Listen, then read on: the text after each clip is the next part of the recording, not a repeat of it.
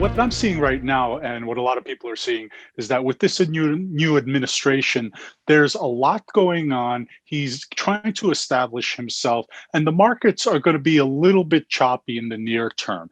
They're going to be moving on the upside, but they will go down if any news that's perceived as anti-business or anti-corporation happens, and the markets will respond accordingly.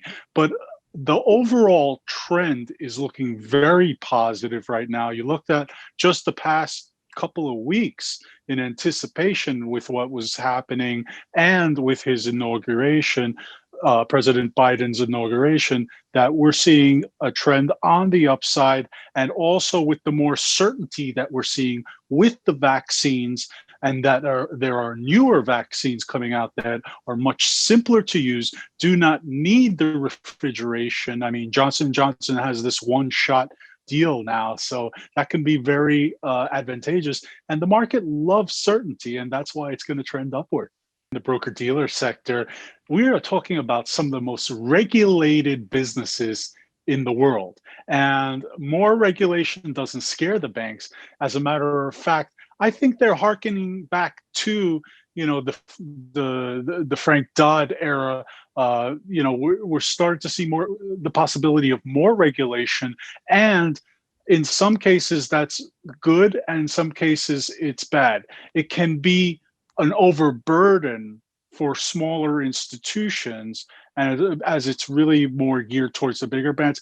But overall, I think the sentiment is positive because it's making all the players, all the banks, keep the game honest and do what's best in the client's interests, which is what you should be doing from the beginning, from the onset. So just making certain that you're doing your job and doing it well. So I think that's a positive on the upside. The energy sector has been fluid and changing quite a bit just in the last 10 years. As a matter of fact, if you just look this last year, BP decided to start exiting the traditional oil business. And that seems to be, in other words, they're going for solar, wind power, and the like. So that's just one of many companies who are starting to pivot in that direction.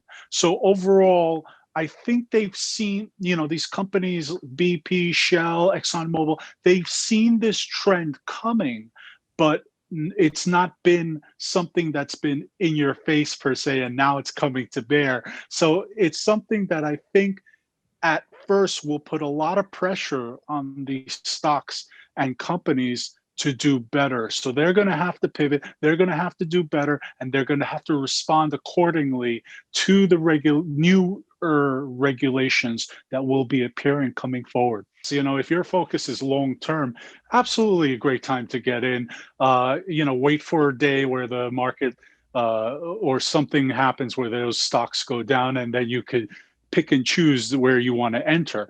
But another thing I would keep in mind is if you're a short-term player, you're not going to be making the kind of returns as you would in other sectors. So approach with caution and be strategic about where you want to enter. What's happening with cryptocurrency is a long time coming. I mean, if you think about it, cryptocurrency is the wild, wild west. There's no regulation right now. And, it's kind of like it's Bob's currency, but it's going up quite substantially. These companies know that regulation is coming. It's no different than when stocks or bonds were trading unregulated on the street in front of the original stock exchange, right by the tree. So this is just simply a warning shot that they've made, saying, hey, regulation is going to come. We don't know the form just yet. Nothing's happened just yet. It could be another 5 years before it happens, but I think it's an eventuality. And I think that companies who are in this space need to be ready. Now, as for the investment value is still there.